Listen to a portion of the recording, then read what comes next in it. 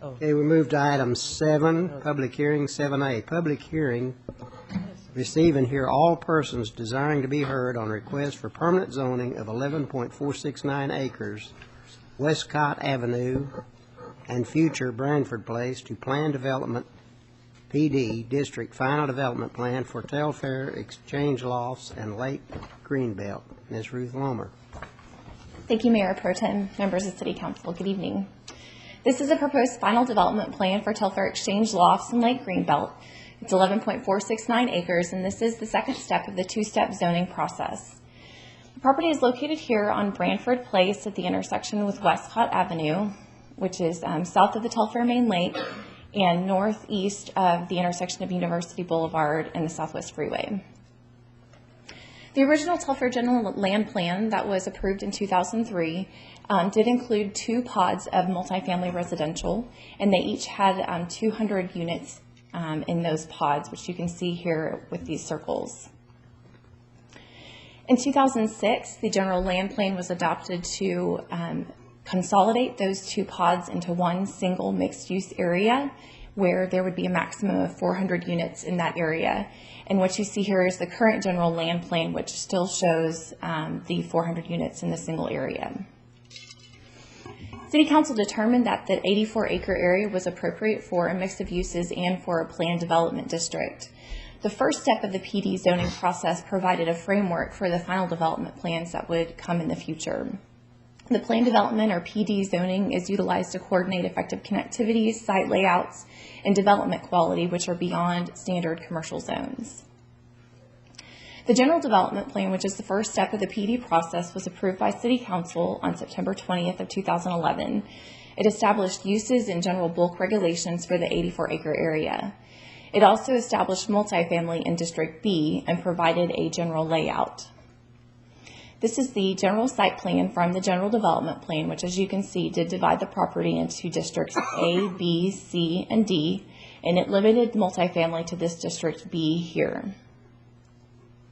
This was a concept plan that was included with the General Development Plan for the multifamily site layout, and it gave some general concepts for what that layout would look like, including required pedestrian connectivity to and through the adjacent commercial site, as well as including some public pedestrian bicycle plazas. And it also included the orientation of the buildings toward the streets with the parking interior to the site. It also included a pedestrian circulation plan. This is one that was approved administratively by staff. It has been modified slightly since City Council reviewed it last. But essentially what you see here is a pedestrian walkway that is required along the multifamily boundary here and goes all the way to the south at Westcott Avenue and connects to and through this commercial site that's adjacent. And then the second option is essentially just creating 2 pedestrian connections to University Boulevard there. This PD proposal includes a final site layout plan, permitted land uses, building and development regulations, landscaping regulations, bicycle and pedestrian regulations, and building elevations. And I'm going to go through those items. This is the proposed final site layout plan, which shows the location of the buildings you can see here in gold, and they are oriented toward Branford Place. It also shows the location of parking, which they're proposing to utilize covered parking or carports for a majority of their parking. And they'll also have detached 1-story garages along the edge of the property here. You can also see here that they're proposing multiple pedestrian and bicycle plazas along Westcott Avenue, as well as along Branford Place. And then here at the south corner, adjacent to the commercial property, as you saw in the pedestrian circulation plan for the General Development Plan. The land uses that are proposed in the final development plan include multifamily uses in District B. They are limited to 330 units on 10.945 acres. The General Development Plan limited the total acreage for multifamily to 20 acres, so this is consistent with that. And as I mentioned earlier, the Telfair General Land Plan limited the total number of multifamily units to 400, so the 330 is consistent with that as well. For a point of reference, in the R4, which is the standard multifamily residential zoning district for the city, there is a maximum of 200 units that's permitted. In District C, they have included a park and recreation as a permitted use, which is the buffer area.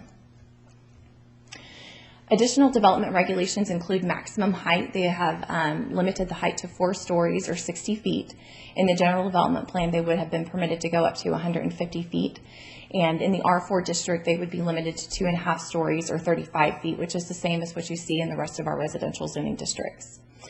There are also some requirements for paving, which are consistent with the general development plan and exceed the R4 district. They are required to have either concrete or pavers, and in the R4 district, they would be permitted to do either concrete or asphalt.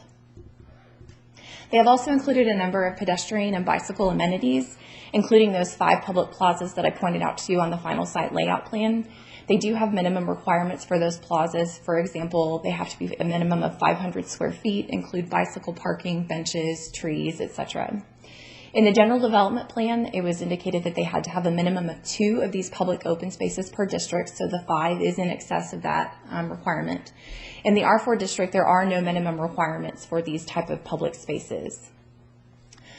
For pedestrian walkways, they're required to have a 6-foot sidewalk on Branford Place and a 10-foot side path, which is essentially a wider sidewalk on Westcott Avenue.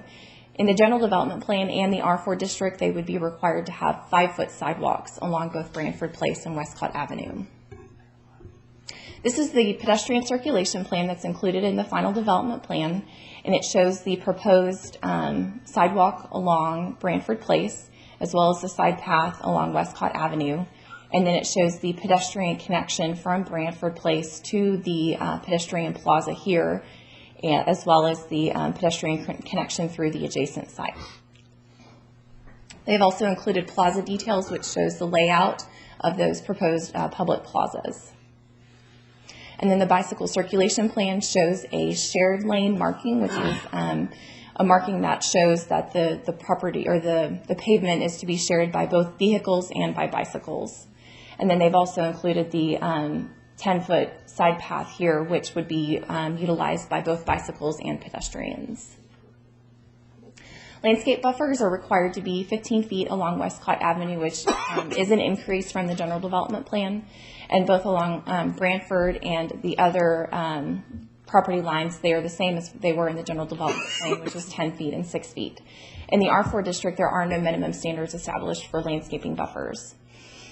There is also a requirement for a minimum of 15% open space, which is only permeable surfaces within the district, and that is the same as what was in the general development plan. And again, in the R4 district, there are no minimum open space requirements. They are also required to have 1 shade tree for every 30 feet of frontage along Branford and Westcott along the multifamily site. This is consistent with what was in the general development plan. In the R4 district, they would be required to have 1 tree for every 50 feet of frontage. In the Lake Greenbelt buffer, which is on the north side of Branford, they are required to have 1 shade tree for every 20 feet of frontage, and they are also required to have a minimum of 8 trees that will be 6-inch caliber and 12 feet in height at planting.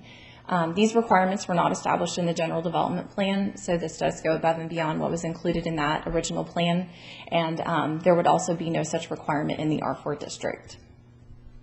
This is the buffer tree plan that's included with the final development plan that shows how the trees would be planted within the buffer tree area, as well as the property that's adjacent to the Telfair main lake. And essentially, they'll have 1 tree for every 20 feet along here, which is a minimum of 24 trees within that area, which will provide a visual buffer from the single family across the lake. Also, shade trees are required to be 4-inch caliber and a minimum of 10 feet in height at planting, which is the same as what was established in the general development plan. In the R4 district, it would be the standard development code requirement, which is a 7-foot in height at planting, but there is no minimum caliber requirement. Typically, a 7-foot in height tree would be about 2-inch caliber, just for a point of reference. There are also minimum building regulations which are established. They will have to have 85% primary finishes on each facade of these buildings, and primary finishes include brick, stucco, and stone and glass. And this is the same as what was in the general development plan. In our standard multifamily district, there are no minimum requirements for primary or secondary finishes. There are also requirements for architectural details, which, for example, would break up horizontal and vertical planes and create vertical interest in the building. And these requirements are consistent with the general development plan. And again, in the R4 district, there are no such requirements. They've also included building elevations for your reference. These show kind of the bulk of the building as well as the materials that would be utilized. It specifies where they will be on the building. They've also included garage and carport elevations, which indicate that the rear of the garages will be brick, so that as you're driving along the street, you'll see a nice brick wall along the rear of the garages. The Planning and Zoning Commission reviewed this final development plan on multiple occasions. They held a workshop on June 28th of this year, and then had public hearing, discussion, and direction on August 23rd, and then finally held consideration and action on September 27th. During the workshop on June 28th, we did have one Telfair resident that spoke during the public comment period with a few concerns, including the fact that these would be rental units, with concerns about the number of units as well as the height and the number of stories, as well as personal items on balconies. The applicant also at the time proposed an alternative pedestrian plan from the general development plan, which the Planning and Zoning Commission generally concurred with. On August 23rd, the Commission held a public hearing, and there were 8 members of the public that addressed the Commission. There were 2 that spoke in support of the final development plan, indicating they believed that it would absorb the tax burden, serve as a buffer between the single family and the commercial, and would be a good rental option for professionals in the area. There were 6 residents that spoke in opposition to the final development plan, and they expressed concerns about overburdening schools, traffic, height of buildings, and lack of it being a superior development. We also have received some additional feedback in the form of opposition letters. There are 189 of them in total. 132 are Telfair residents, 36 are non-Telfair residents, and 21 did not include addresses, so we couldn't identify their location. During the Planning and Zoning Commission, they had a discussion, and there were a number of items that they reviewed, including pedestrian and bicycle plans, items placed on balconies, parking along Branford Place, view of multifamily from single family, and green building requirements. And I'm going to cover the ones that they focused most on during their meetings.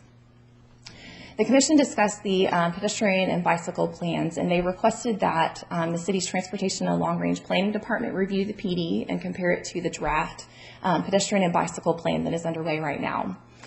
As a result of that review, the Transportation and Long Range Planning Department did provide some recommendations, and they were as follows. To include a 10-foot side path or sidewalk along Westcott Avenue, to provide a shared lane marking on Branford Place, to include a pedestrian crosswalk across Branford Place, and to locate plantings a minimum of 6 feet from the edge of the Telfair Lake Trail for future expansion of that trail.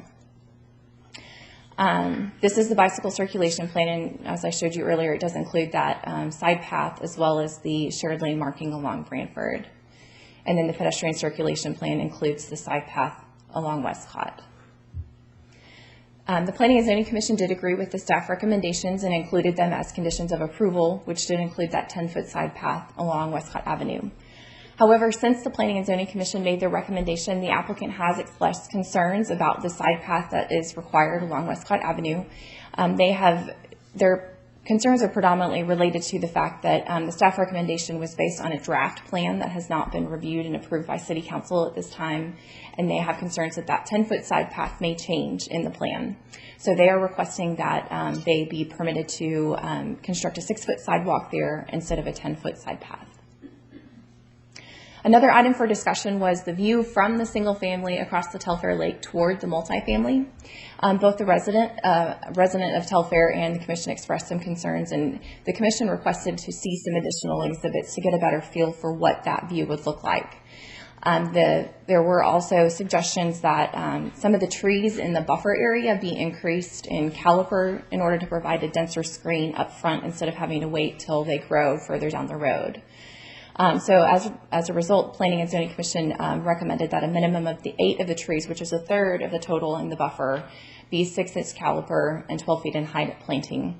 And this has been included in the ordinance that's before City Council this evening.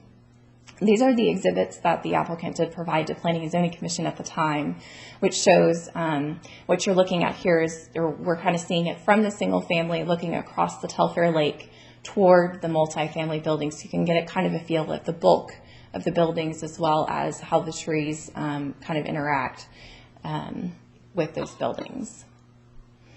And then just a little bit different, this is actually a picture from the single family looking toward the multifamily, and then they've inserted, kind of superimposed the elevations here, and then also shown what those trees might look like when they're planted. And then finally, the bulk plan exhibit, which shows the 150 maximum height that was established in the general development plan, and then the proposed height here of the multifamily, and you can kind of see the single family over here about 35 feet and going up and out. And then again, just looking at the buffer tree plan, this is where the trees will be located, and this buffer is included in this final development plan, so it will be required to be completed prior to certificate of occupancy for the multifamily units. There was also some discussion regarding traffic and circulation. The original TIA was conducted in 2003, and multiple updates have occurred since then. The latest revision did include the multifamily use at this site, and the primary recommendation in that TIA was for the inclusion of a connector road from US 59 to Westcott Avenue. As you may know, that connector road is constructed, and essentially all that's left is the connection to TxDOT, which they just very recently received the permit for, so we expect that to be completed very soon. And in the end, the TIA indicated that all the roadways will accommodate the ultimate development in the area.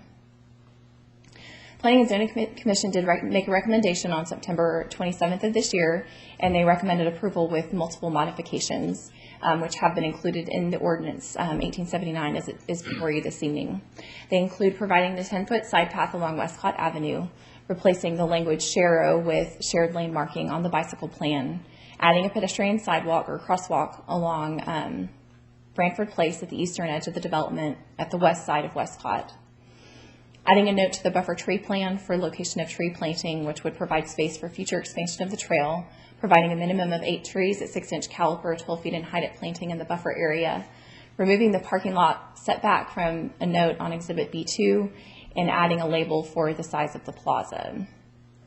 Some points for your consideration this evening is that the final development plan is in compliance with the development code requirements, the comprehensive plan, economic development plan, comprehensive mobility plan, as well as Resolution 1021, which you may recall was adopted in 2010 by City Council and established the 12 principles that guide the development of multifamily and non-standard single-family residential. So these are the 12 principles, which are also included in your staff report. Also, the final development plan is consistent with the general development plan for the 84 acres, as well as the Telfair general land plan. They've included a number of requirements for pedestrian and bicycle accommodations, landscaping, building regulations, and buffering, which do exceed the requirements for multifamily in the standard code. They've also included the buffer area north of Branford Place in order to provide assurance of that green belt. And then finally, as stated, the applicant is requesting a modification so that they could construct a 6-foot sidewalk instead of a 10-foot side path on Westcott Avenue. All the requirements for tonight's public hearing have been met, including the requirements. We also notified Telfair Life as well as other interested residents through an email blast. And as of tonight, we have received 2 inquiries about the public hearing since we notified property owners, and both of them expressed general concerns about the multifamily residential being located at this site. The next steps are for you tonight to hold a public hearing and then have first reading of Ordinance 1879, and then we will bring it back for a second reading at a future meeting whenever any issues that you have identified are addressed. And with that, that concludes my presentation, and the applicant is here and does have a presentation for you whenever you are ready for them. And I'll answer any questions after the public hearing. Well, Ms. Gunter.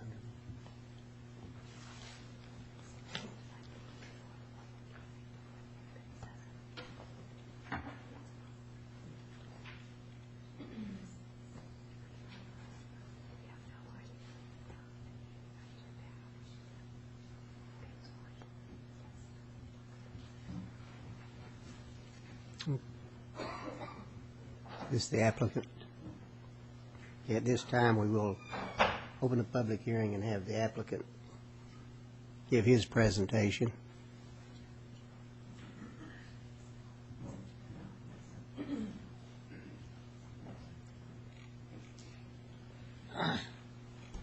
Thank you, Mayor Pro Tem and City Council members. My name is Doug Bergen. I'm with Suba USA Corporation. I have some other members of our management team I'd like to introduce. We have John Chang with Suba USA, Buster Calvert, Nathan Hakimian, David Jones, Sonia Lopez. We also have Heath Melton. Thank you.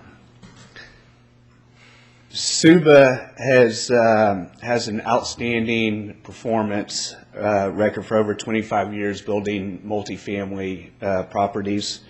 We have been recognized by numerous awards, including National Apartment Association in 2009, Community of the Year 2009, Best Mid-Rise, High-Rise Community, and 2009 Best Clubhouse at a Multifamily Community. We are a vertically integrated company. We do development, we do construction, architecture, and property management. We are also a multidisciplinary company doing land development, multifamily development, and also commercial developments.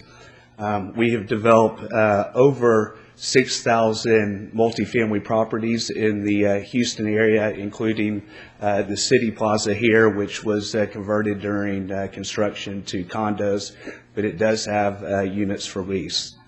So I think we're looking forward to being a part of the community here, building a superior product that all the residents of Sugar Land and our company and everyone can be proud of. So I'm going to turn it over now to Stan Winters, who will do our presentation. Good evening. Stan Winter with TBG Partners on behalf of Suba USA and also Newland Communities, and also introduce Alan Bowers, who is here tonight as well on behalf of this project. As Doug mentioned, I think you're familiar with the quality that Suba produces, as they were the developer of this project next door. But the Telfair Exchange Lofts, this is a proposed zoning application for approximately 11 acres plus an additional half an acre across Branford Place that will serve as a buffer that will allow for the development of a maximum 330 multifamily units. This site is part of the Telfair General Plan originally approved in 2003, establishing a maximum of 400 multifamily units, which is consistent with the original development agreement. The application is for the final development plan, which is the second step of the planned development zoning process, the first step being approved in September of last year, 2011. The site is located, as Ruth said, on District B, and it is in the general development plan that we have established most of the objective, measurable criteria to make this a superior development. Additional requirements are being established in the final development plan, but it is the general development plan that established the criteria and the framework for the multifamily development to proceed. And by additional criteria, we mean criteria that would be in addition to what the city would otherwise enforce in terms of buffering from parking lots. So all of your other standards that are not addressed in this final PD will be adhered to as a minimum requirement. But the general development plan did establish criteria that limited the size and the location of the multifamily. It increased the amount of open space that would be required, increased the review and the process as being part of a PD. And it requires that this site plan will comply with the site layout plan that was approved in the general development plan, and that this application will address the 12 principles of Resolution 1021. The criteria established in the general development plan included requiring that the multifamily buildings front to the public streets. And in turn, it activates the street scene in front of these developments, unlike a garden-style apartment, which tends to turn its back to the street. By orienting the buildings to the street, it greatly improves the public, the view from the public areas. It also requires that the parking be provided via a courtyard and that parking be screened from public view, with additional provisions for pedestrian plazas, bicycle parking, and additional landscape requirements. We have included in our application a letter that I think demonstrates our compliance with Resolution 1021. But briefly, let me just kind of summarize. The plan does connect to adjacent commercial uses. We have provided pedestrian-friendly elements beyond the code requirements, and that the plan provides decorative pavers at the entries, street furniture, and plazas, and provides better connectivity for bicycles and pedestrian circulation. There are reserves established for future transit nodes within the plan, and the plan requires enhanced building finishes with 85% of the building facade consisting of brick, stone, and glass. There are enhanced landscape and buffer requirements from single-family uses. And even though Telfair Exchange Lofts will be a for-rent development, it will have many features similar to a condominium with upgraded interior finishes, individual electric meters, and state-of-the-art security. SUBA will utilize the National Association of Home Builders National Green Building Program as the basis for design and construction, and will seek certification under that program. Resident parking will be located within the center of the site and will be largely screened either from the buildings or from the perimeter garages. There are 5 publicly accessible plazas with sidewalks and walkways that connect to the adjacent commercial and along Westcott and Branford. And the proposed plan will adjoin future retail well within walking distance of the development. In addition, there are other regulations and minimum thresholds that result from the PD. The plan development requires increased open space, more and bigger trees, additional walkways, bikeways, and improved connectivity. Approximately 20% of this site will be open space, and in the plan development, open space is defined as green space.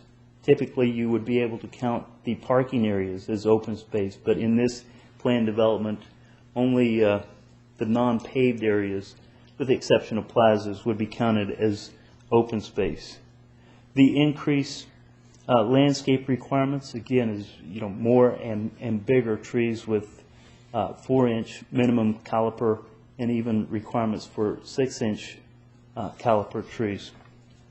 The application does include this half-acre buffer area, and here the requirement is for 1 tree for every 20 feet of frontage, with 1/3 of those trees being 6-inch caliper. The application requires additional trails and walkways, and the city's typical requirement for a 5-foot sidewalk. The final development plan that was approved for exchange at Telfair provided a 6-foot sidewalk here, and as Ruth indicated, we would respectfully request that you consider approval of this application with a matching 6-foot sidewalk that would connect all along Westcott, as opposed to requiring an increase to 10 feet at that location. The additional benefits of the PD are more stringent building requirements, specifications for building finishes, more stringent parking setbacks, provisions for bicycle parking both inside and outside of the buildings. The proposed application is for 330 units, which is less than the maximum that was approved in the general plan and in the developer's agreement.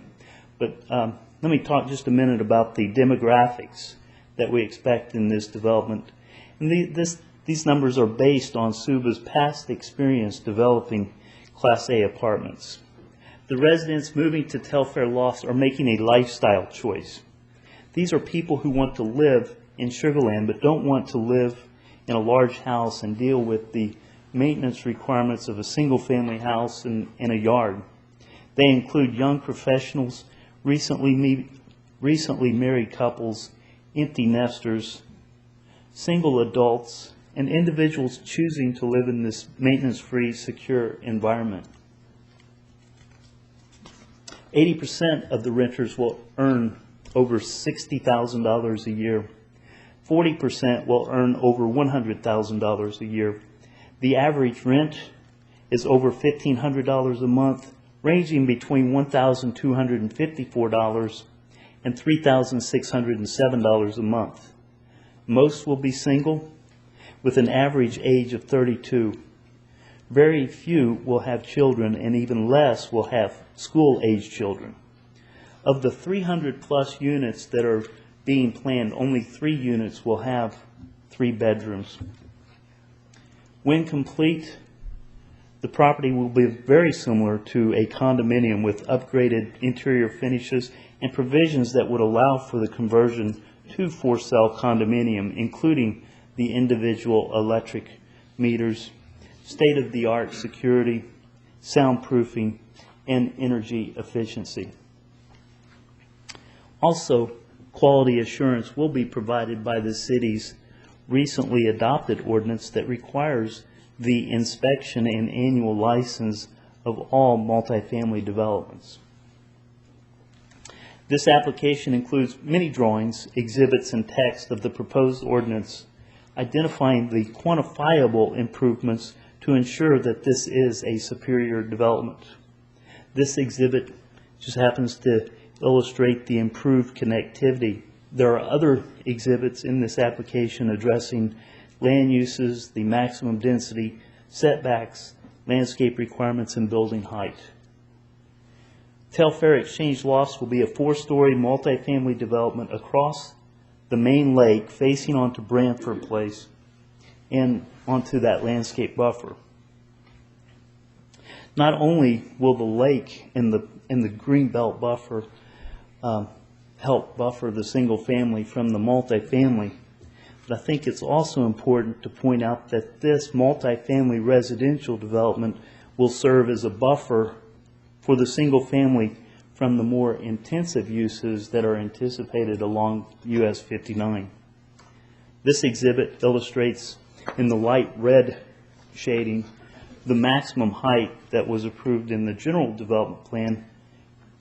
The dark red indicates the maximum height that would be permitted in this PD, and the black rectangle here illustrates the height that is anticipated with this application for multifamily development.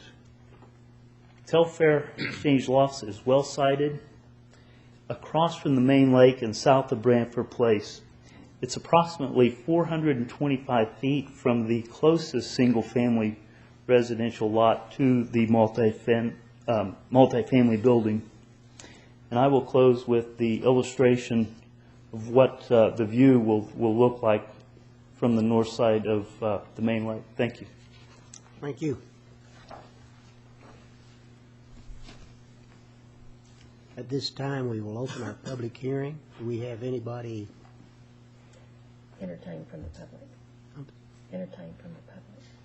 Is there anyone here that would like to speak on this? If so, come forward and you'll get 3 minutes.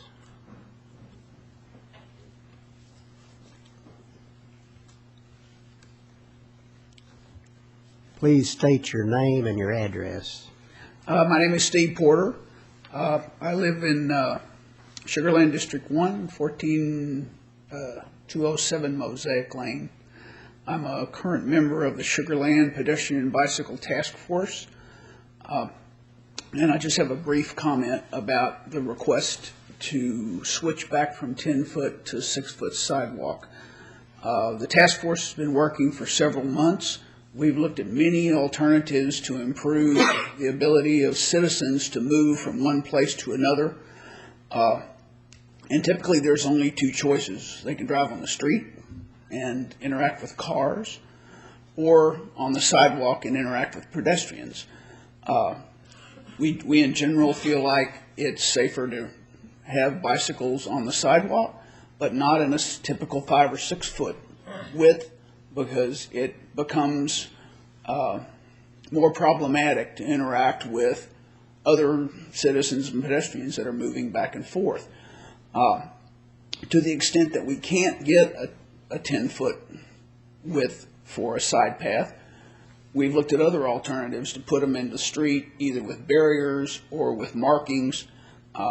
Typically that's a second choice, and for places that we just don't have 10 feet. But where we have new construction in the city, the task force, I know you haven't seen the recommendation yet, but in general, the consensus is that we would rather keep people off the street and still be able to move without endangering other pedestrians. Thank you very much. Thank you.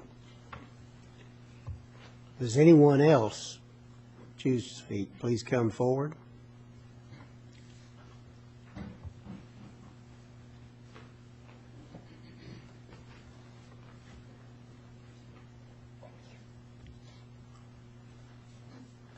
Please state your name and your address. I'm Diana Miller. I live at 419 Brook Street, and on Friday I did submit over 1,500 registered voters' signatures. Those are signatures from Sugarland residents who have made it clear that they don't want high-density apartments in Sugarland. That includes Telfair, Imperial, Riverstone. You're our elected representatives. If you don't question the demographics that were presented to you, that the public understands are Houston demographics, if you don't question how this is a superior product, when I saw the same development off of Cutton Road, if you don't question the comprehensive plan and all of Chapter 6 that says we should limit low density and have low density apartments and not high density, and if you ignore those portions, you're really not representing the citizens. Thank you. Thank you. Mr. Myat Hancock.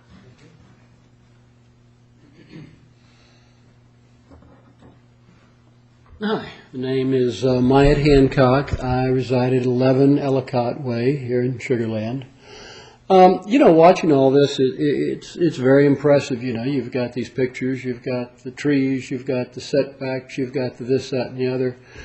But, and I can see how the developer wants this. It makes a lot of money for the developer, and I understand the city wants it. I guess they have their reasons maybe for working with the developer and getting the developer to do something else. And I can see that there are a certain number of people that want to live in apartments, and this gives them more choice.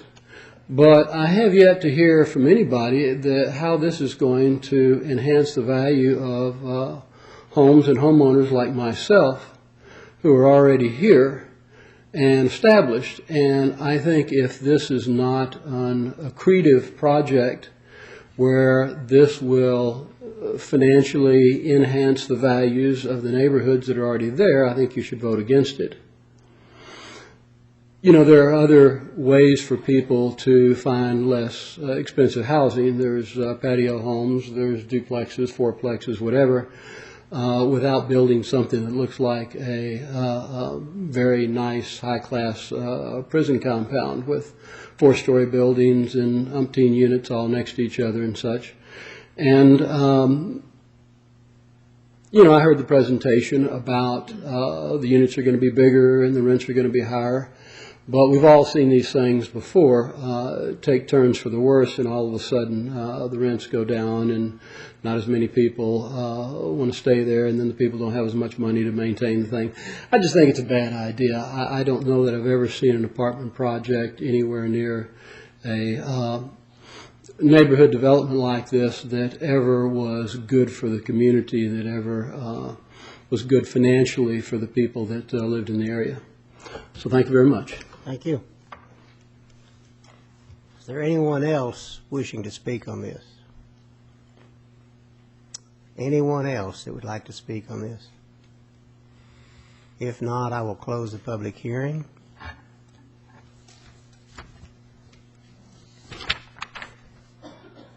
Ms. Gunderman, first reading. First reading, sir. We go to the first reading, right? Yes. Okay.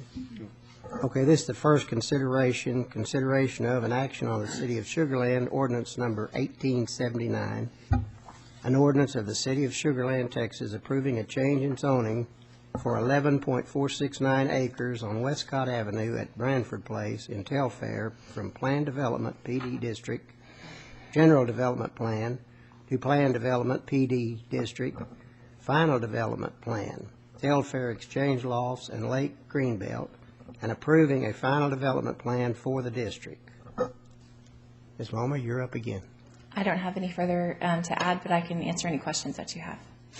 Do we have any questions? Councilmember Gandhi. Ruth, I want to start with the side path and have a little discussion about that. Okay. When it went to P&Z, was there a request at that point for it to be 10 feet? I'm sorry, 6 feet? In their original application, it did include a 6-foot sidewalk. And P&Z made the recommendation that it be 10? Right, based on staff's recommendation. Okay. And at that point, the master plan, that's the basis for why we are requesting that it be 10 feet. Is that correct? To some extent, yes. Okay. Tell me, why is it only that specific portion is being asked? I believe that it's part of the overall plan for Telfair, and I'm going to see if I can find a general plan for you here. And I may actually see if I can get Pat Walsh to come up here and help me a little bit, because he is more involved in that process than I am. You can just bear with me for just a moment. Ruth, can you go back Sure. to the slide that shows, Which one? the slide that shows the area that is? Yes. The little yellow part. Yeah. Oops, that's the wrong one. Sorry.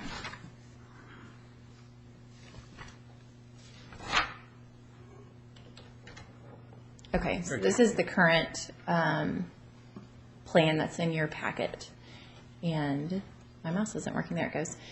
This is the section right now that would be proposed to be 10 feet. This section here has not been developed and is not in a PD yet, so it is undetermined what that width would be at this point. But if it's, I mean, it would make sense that the size of whatever this portion of it will be, the subsequent Westcott side of it would be the same thing, right, Pat? Right. And that would just make sense. Right. So I'm going to let Pat kind of answer your question about why 10 feet here. And I don't know if it's helpful that you can get to the general plan. You bet. I think this is a good diagram. So the draft pedestrian and bicycle master plan, which we look forward to sharing with you very soon, is showing a 10-foot side path along the north or west side of Westcott from University Boulevard all the way up, actually past that lake and further north. So the idea would be it would be consistent 10 foot all the way across. Okay. Thank you. Councilman Zimmerman. Ruth, leave that slide up for just a minute. On that slide, it shows a different configuration of the units than one of the earlier slides that you showed, that showed the units more surrounding with the parking to the center. That was the concept plan that was in the general development plan. Okay. It was not intended to be a specific exact layout, but more to show general concepts. Where you can see that the buildings are more oriented toward the street. It is a little bit different here than what we ended up with, but in the proposed final site layout plan, the buildings are oriented toward the street. It's just predominantly Branford Place instead of being more Westcott Avenue, as you see here. Was there a reason for, and this may be a question for the applicant, was there a reason for changing that configuration? Because it has, from my perspective, has an entirely different feel being enclosed, if you will, to where it has a different screen, different feel from the street. I understand that on whatever the street to the north is. Branford. It's screened there, but on Westcott, it doesn't have the screening. What's proposed to the south on the future site? Any idea? We don't have an application for that at this point, so we don't know what that will look like. This is a garage here, so the rear of that garage would be in compliance with the elevations that are included in this final development plan. But I do believe that would be a question for the applicant. If you're okay, we can ask them to come and answer that question. Can that configuration be changed to be consistent with what I guess was showed conceptually with the general development plan?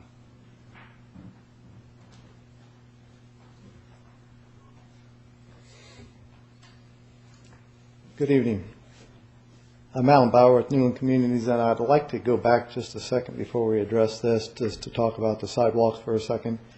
The walkway of 10 foot proposed along Westcott might be a good idea. The reason that we're not in favor of it is mainly due to the fact that the Telfair community in general is almost fully built out. We have extended significant walkways around the entirety of the lake system. It's fully navigable all the way around it, plus all the walkways in the commercial areas and along the residential areas are fully developed. Landscaping is in. Whether or not this plan includes expansion of the walkway trail system of a 10-foot walkway throughout the community, we don't know for sure.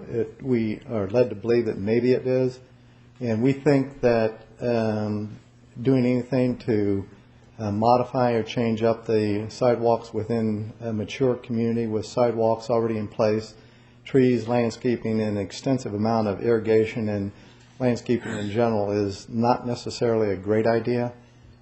So we're not in favor of it just because if it doesn't go anywhere else, it really doesn't, we don't think, make a whole lot of sense in this particular location, because the areas that are along 59 are going to be primarily a commercial nature. It's not going to be neighborhood use, restaurants, those types of facilities that might encourage walking and bikeways.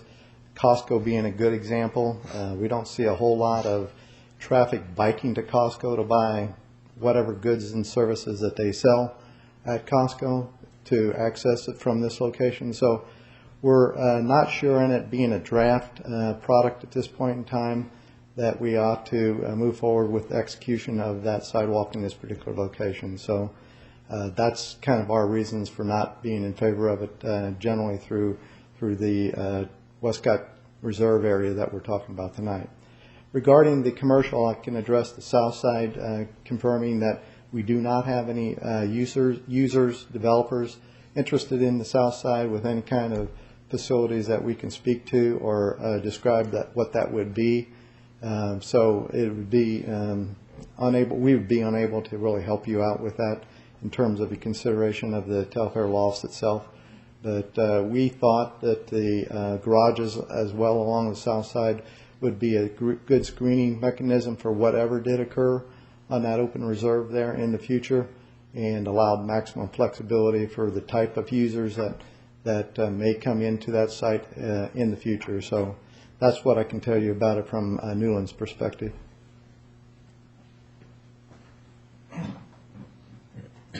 My name is John Chen with Silver USA Corporation. And the reason we did not have all the building around the property, because this is a slightly smaller project than original proposed 400 unit. And as you can see, we only have 3 buildings, and we would like to have the main building in the middle, provide all the amenity in the swimming pool in the area. So we're not able to spread out to 4, 5, 6 buildings and to cover all the boundary of the property. And what we do provide is the swing with the landscape in the garage itself. So when you drive on the street, you will not able to see the actual parking in the middle of the property. I think that's, Mr. Chen, I think that's true from the north, but I wonder along Westcott, down when you're facing to the east, you have some landscape there, but is that also true? I mean, is there some kind of a screen adjacent to that eastern edge to where you don't have that kind of an impact? That was what the buildings provided before, was it provided more or less of a frontage, a screen around to where it wrapped around the entire site to where it gave I think a different feel than what we have on the screen now. I do understand that, and we try to do our best, and we do have a building extend on the Westcott to certain area, and then further down, what we have done is provide the pedestrian plaza and also parking garage, and backside of parking garage also with the brake material, so it would look very nice like a screen, and although it's not going to be a 4-story high. So the only view corridor you can see from the street is the gate, exit gate. So there is there some kind of a wall adjacent to Westcott? Is that what you're saying? It's not a wall, but it's a parking garage. The garage is 15 feet high and with the brick wall. Joe, they're saying that they're going to have the parking garage basically be your buffer off of Westcott. All along there. All along there. All along there, yes, sir. Okay, along here. Yeah, it's still a different feel from If I may from a building. clarify, this little box right here that you see that's kind of a lighter yellow color is that proposed 1-story garage. Right. That will have to comply with the elevations that are included in the ordinance. So for this portion, you would see, as he said, about 15-foot high brick wall. And then this area here is where the gate would be, so you would be able to see into the site at that point because of the gate being kind of open, and then predominantly landscaped along here. And then you have a building along here. So it's a fairly small portion that doesn't have a building adjacent to Westcott. And it is that 1-story garage there. Obviously, it is a different feel than if you had a full-blown, 3 or 4-story building there, but it's a 1-story garage that's being proposed there.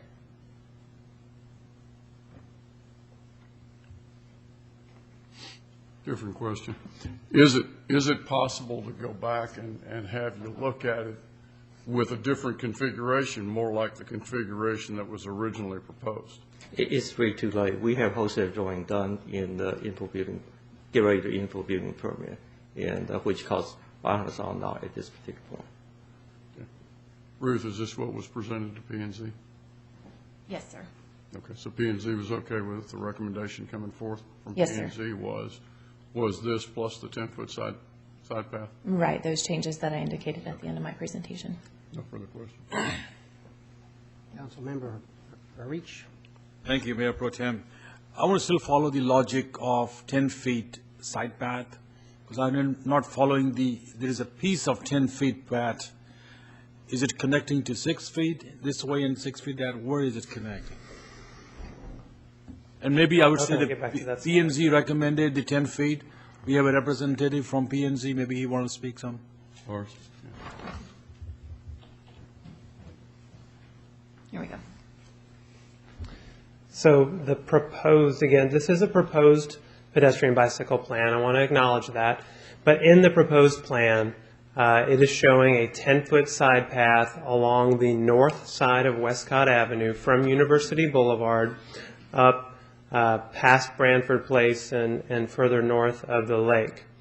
To kind of respond to one of the points made previously, there are existing 6-foot paths, basically sidewalks that are along the lake in the Telfair subdivision Those 6-foot wide paths are adequate for walking and are more appropriate for sort of a recreational use like that. One of the things that we're looking at as far as as part of this pedestrian and bicycle master plan update is actually looking at walking and biking for the purposes of non-recreational uses like getting to the store or to work or school. And in order to really provide for that kind of use, you need a wider path or some kind of on-street facility. We looked at the possibility of providing some kind of on-street facility on Westcott. At this time, we don't recommend that that's appropriate given the commercial density that we're seeing here and the potentially higher traffic volumes. So we're looking at an off-street path, and that's where the recommendation of 10 foot came from. But let me just follow up. Mm-hmm. So you have a 10 feet side path, you can bike, two people can bike opposite directions. It merges to 6 feet, so we have a short strip.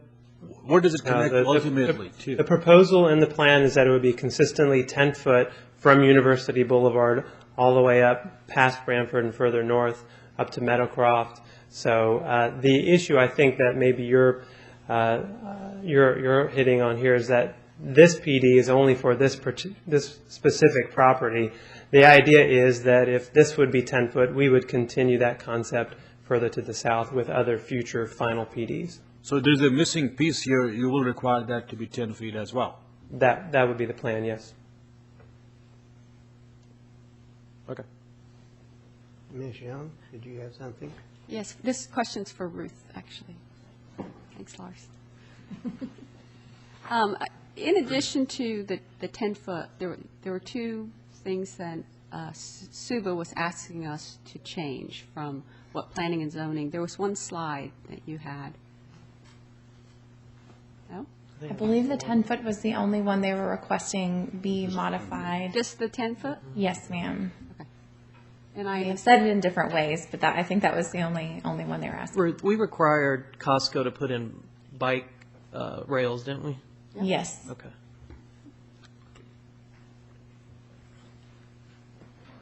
I guess, I see Councilman Jaju's question about the 10-foot sidewalks. If you run the 10-foot sidewalk and then you run into the Telfair sidewalks that are 6 foot, you're not going to have 10 foot throughout the whole development. Is that true, Pat?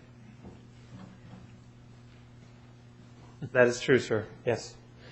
So the 10-foot path would intersect with existing 6-foot paths, for example, that are along the lake system, and you simply have an intersection there, like you would with typical. Mr. Mayor Pro Tem. Yes. It is somewhat unfortunate that this plan is coming forward to you with this specific recommendation when you all have not received the presentation that you will be receiving before the end of November regarding the plan.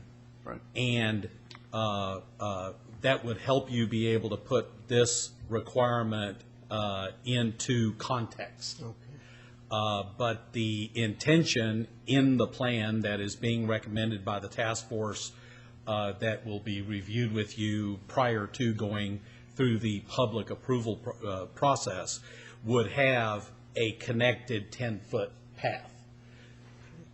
The adjacent property to the portion that's being recommended here is not yet developed. Therefore, there is not a sidewalk to connect to, whether it's 6 foot or whether it's 10 foot. It hasn't been built yet. Right.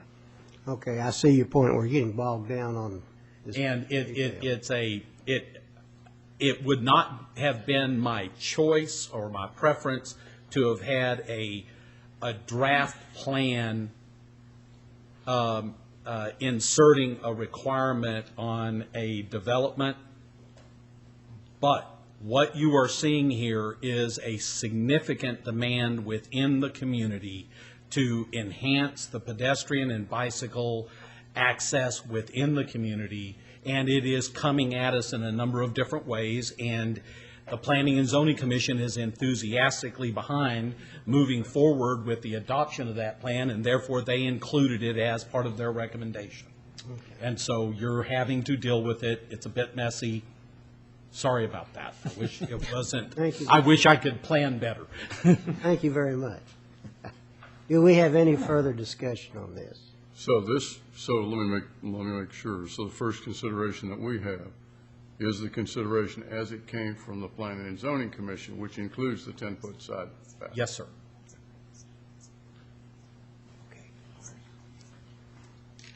P&Z representative, let's put you on the spot. Good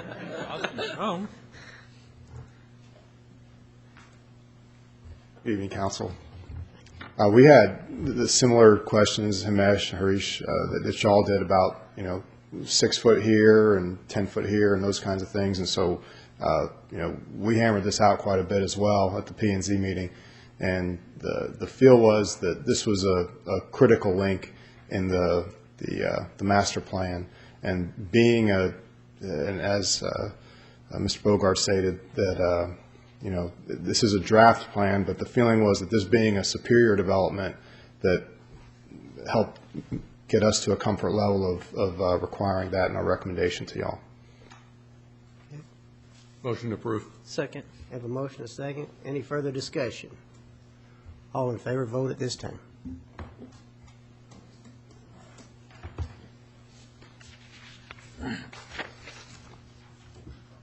Ms. Gunderman, do we have to mention why? No, just go ahead and, the motion passed. All right.